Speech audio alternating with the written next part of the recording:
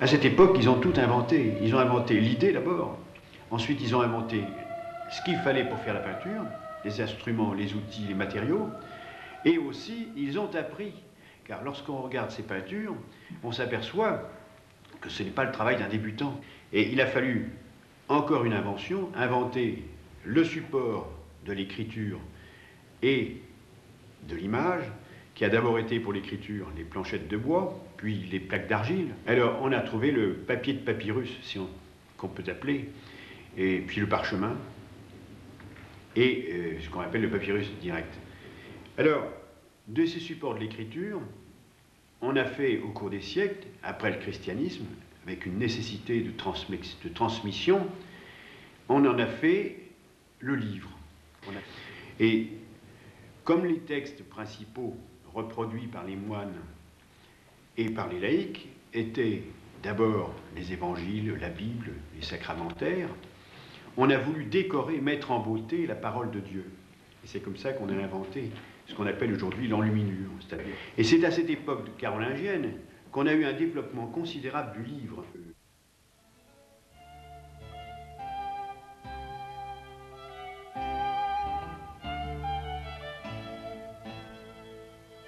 Le développement de l'époque romane a été splendide. On le voit de ce qui reste en construction. Les chapelles des églises romanes sont en grand nombre, malgré les destructions qui ont été après.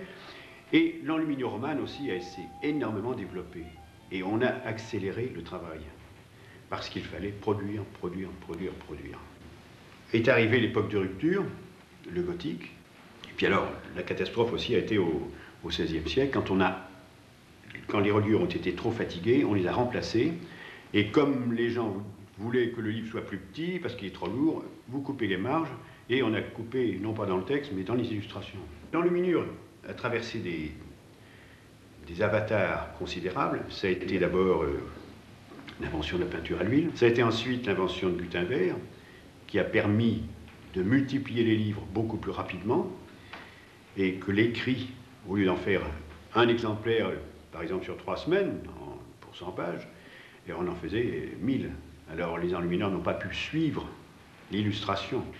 Qu'ont fait les enlumineurs? Eh bien, ils se sont reconvertis dans les cartes à jouer et les images populaires. Si bien qu'aujourd'hui, les travaux de l'estampe qui étaient faits en lithographie jusqu'à maintenant vont pouvoir reprendre vie grâce à ce qu'on appelle l'enluminure. Mais l'enluminure contemporaine, nous lui avons donné un autre nom pour être plus compréhensible. Parce que pour beaucoup de gens, le mot enluminure reste attaché au Moyen-Âge. On l'appelle l'aquagraphie, ou la peinture graphique. Voyez-vous? Alors, peinture graphique, aquagraphie, ça permet de faire du style contemporain. Et le style contemporain est très vaste, il y a énormément de choses à faire.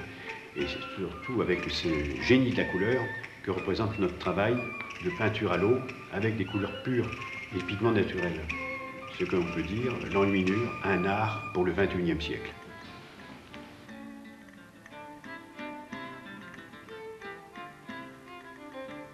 Sur le plan technique, on part soit d'une création d'un autre, d'un ancien, on fait un peu comme en musique, soit d'une création personnelle ou d'un artiste contemporain. À ce moment-là, il faut décalquer l'ensemble des traits qui cernent toutes les couleurs. C'est un faux trait que l'on va faire. C'est bien connu pour les techniciens de l'imprimerie, ils savent très bien ce que c'est qu'un faux trait.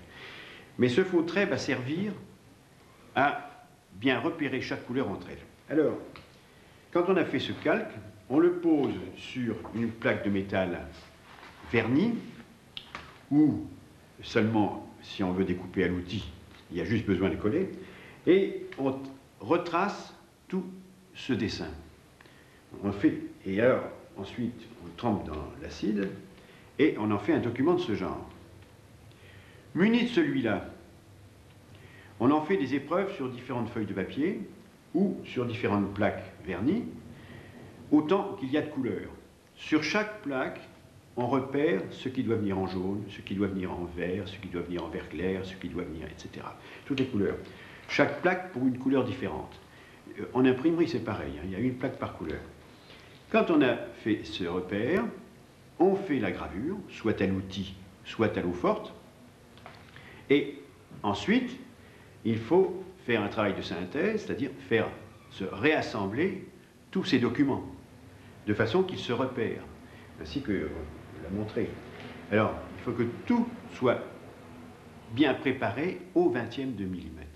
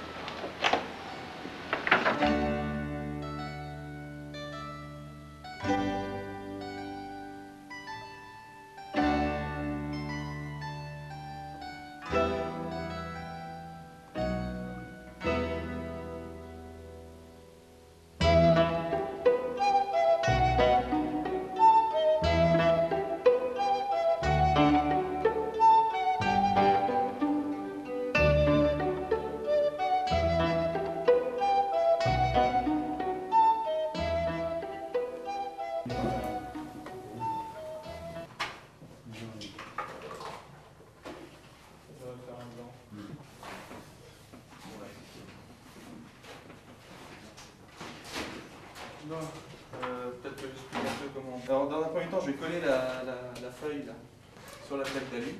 Ouais. Et puis après, je vais découper. Alors, je fais en fonction du trait. Le canif, il reste toujours sur place. Ah, d'accord. Ouais. C'est la plaque ou... Ouais, c'est la plaque qui va bouger. Donc, Normalement, c'est bon. Est-ce que là, tu... Non, c'est là. C'est quand tu joues là. Et puis après on passe, une fois que tu l'as enlevé, on voit la pièce se poser, et ça permet après de passer moins en grand temps, tu as beaucoup moins les secousses.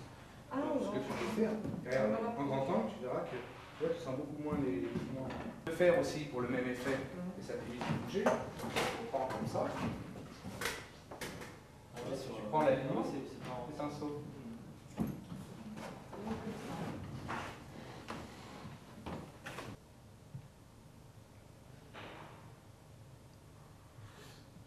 Voilà. En dégressif.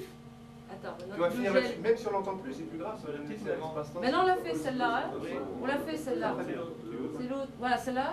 Tu l'as vu la Daniel? Attends, on voit pas, on peut. Elle est bonne. On va lui faire un cadre, tu envoies l'effet de cadre sur les côtés.